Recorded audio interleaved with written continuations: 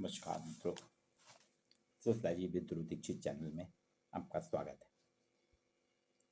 पिछले 5 दिनों से देश के अन्नदाता किसान आंदोलनरत है। आंदोलन एक महत्वपूर्ण कड़ी है समाज की। सामाजिक आंदोलन शब्द का सर्वप्रथम प्रयोग जर्मन समाजशास्त्री लॉरेंस वॉन स्टीन ने किया था। लॉरेंस वॉन स्टीन ने अपनी एक पुस्तक socialist and communist movement since the third French revolution 1848 में किया था सबसे पहले। और सामाजिक आंदोलन समाज के विभिन्न विभिन्न क्षेत्रों में पर्यावरण को लेकर आंदोलन होता है। किसान भी आंदोलन कर रहे हैं, आपके कंज्यूमर आंदोलन होते हैं, ऐसे समाज सुधार के लिए आंदोलन होते हैं, रीतियों कुरीतियों के खिलाफ आंदोलन होते हैं, तो बहुत से आंदोलन होते हैं। चार्ल्स टिली ने 1978 में कहा था कि सामाजिक आंदोलन कलहपूर्ण प्रदर्शन की एक ऐसी श्रृंखला है।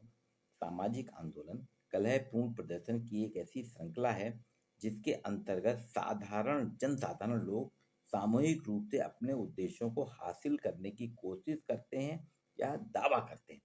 जिसके अंतर्गत उन्होंने कहा था, चार्ल्स टिली ने, 3 तत्व होते हैं: अभियान, कैंपेनिंग, रंगपटल, रिप्रेसर।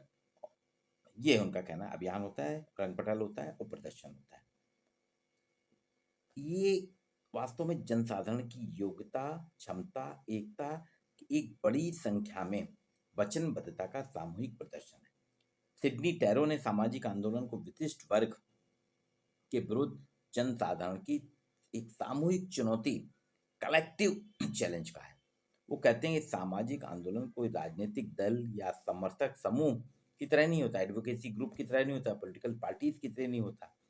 जिस तरह से बहुत सी पार्टियां हमारे यहाँ, उनके आंदोलन जैसे बीजेपी के आंदोलन, कांग्रेस के आंदोलन, टीएमसी के, ये सामाजिक आंदोलन नहीं है। राजनीतिक दल तो सापेक्ष रूप से एक स्थायी व्यवस्था है। ये आंदोलन में भाग ले सकता है, ये आंदोलन को संचालित कर सकता है, लेकिन ये कोई आंदोलन नहीं है।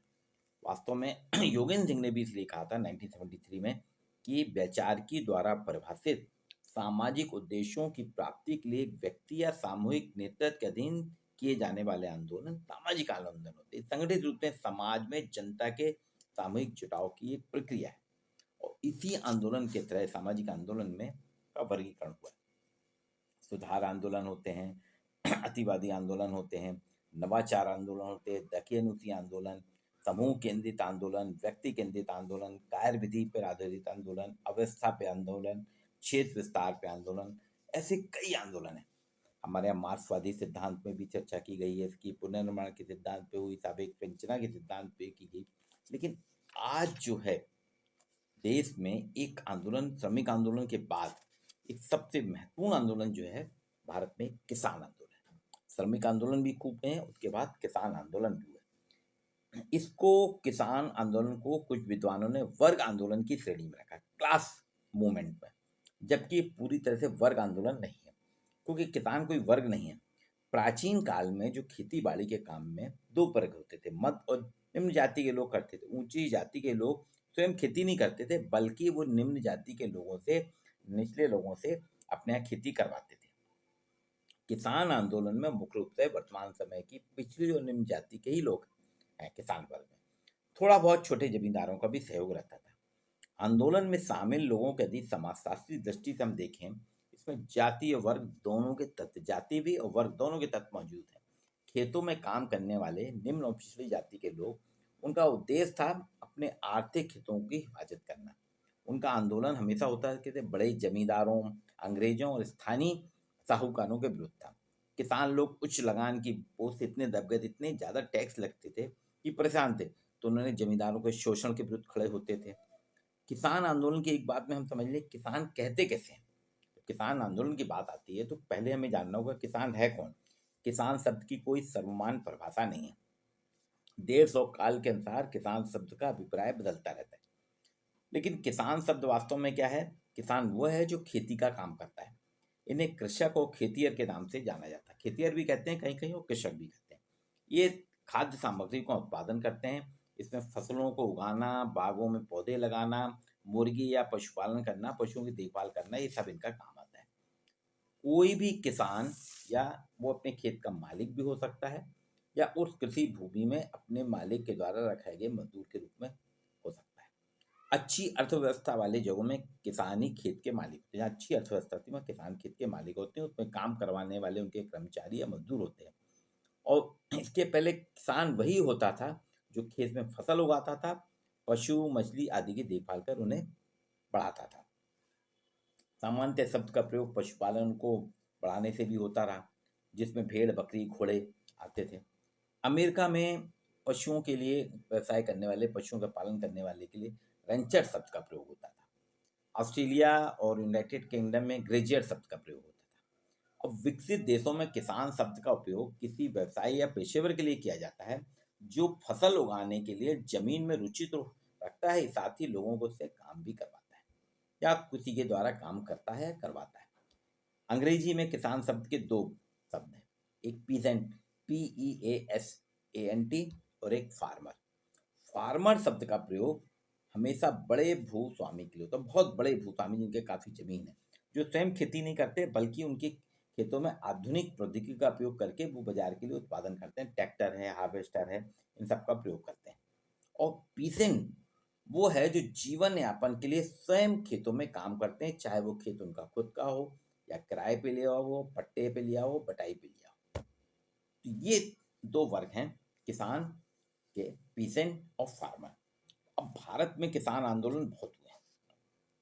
सबसे पहला या प्रमुख आंदोलन देखें, नील होते हैं ना, नील पैदा करने वाले किसानों का आंदोलन, पावना आंदोलन, तेभागा आंदोलन, चंपारण सत्याग्रह, अब बारडोली। ये आंदोलन शुरुआती दौर में होते, इनमें महात्मा गांधी भी थे, वल्लभ भाई पटेल भी थे, इन लोगों ने मिल के भाग लिया था। और 1859 से माना जाता है कि भारत में किसान आंदोलन या किसानों के विद्रोह की शुरुआत हुई थी। उन्होंने अंग्रेजों की नीति के खिलाफ सबसे ज़्यादा आंदोलन प्रभावित थी। अंग्रेज जो टैक्स लगाते थे उससे बहुत प्रभावित थे। उन्हें आज़ादी के पहले इन आंदोलनों ने एक नींव डाली। भारतीय किसान, उनको कुछ नहीं मिल पाता। अधिकतर किसान हमारे अनपढ़ या कम पढ़े लिखे होते हैं।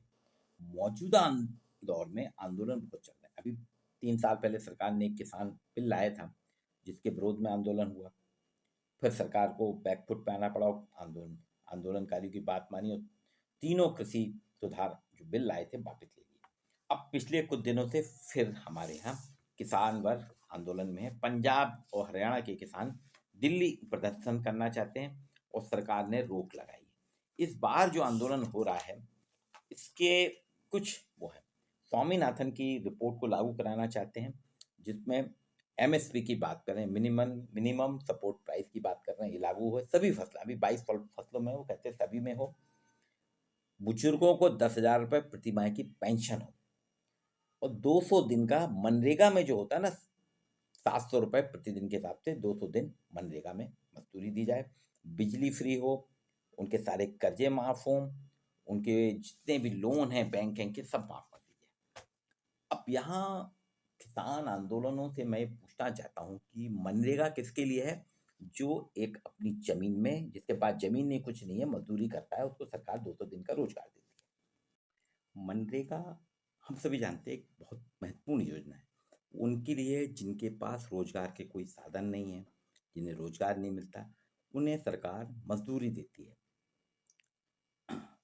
दो दो उनको रोजगार के साधन हुए हैं, उसमें सड़क निर्माण है, कुआं है, सिंचाई के साधन है, नहर है, ये सब करते हैं। अब किसान तो अपने खेत में काम कर रहा है या किसी किराए के खेत में काम कर रहा है तो उसको पैसा मिलता है, फिर उसको कैसे दिया जाए? वो जो कह रहे हैं मनरेगा के तहत 700 रुपये के हिसाब से 200 दिन का मनरेगा में किसानों को सरकार दे। आप कर रहे हैं, आपको कैसे? फिर ऐसे तो बहुत से लोग हैं, मैं कॉलेज में पढ़ाता हूँ, मुझको भी 200 दिन का रोजगार 700 रुपये के हिसाब से दिया जाए। दूसरी चीज़ वो कह रहे हैं पेंशन दी जाए बुजुर्गों को 10,000 रुपये प्रति माह। अब पेंशन, आप अपने खेत में काम कर रहे हैं, किसी की नियोक्ता नहीं है, या जो किसान किसी के यहाँ काम करते हैं, ऐसे तो पेंशन कहीं नहीं है सरकार के द्वारा। तो पेंशन 2003 में वैसे भी ख़त्म कर दी गई। अब वो नई न्यू पेंशन स्कीम के तहत है जिसमें आप अपना खुद का हिस्सा ऑफिस शेयर होता है, वो कैसे हो? आपके बिजली के बिल सारे माफ़ कर दिए जाएँ, बैंक में आपका जो कर्जा है सब माफ़ कर दिया जाए। तो आपने कर्ज लिया था, उसका आपने फ़ायदा भी तो उठाया, आपने उससे अपने रोज़गार करा, ट्रैक्टर खरीदा, ये सब चीज़ें। अब कह रहे हैं आप सब कर्जे माफ़ कर दो। एमएसपी, पंजाब के किसान जो एमएसपी की माँग कर रहे हैं, पंजाब सरकार उनकी एमएसपी क्यों नहीं कर रही है? केंद्र सरकार क्यों करे? दूसरी चीज़, अगर आप देखें, किसानों को उनके उत्पादन पे कोई टैक्स नहीं लगता, टैक्स फ्री है उनकी। एक मिल मालिक जो है उसको टैक्स देना पड़ता है।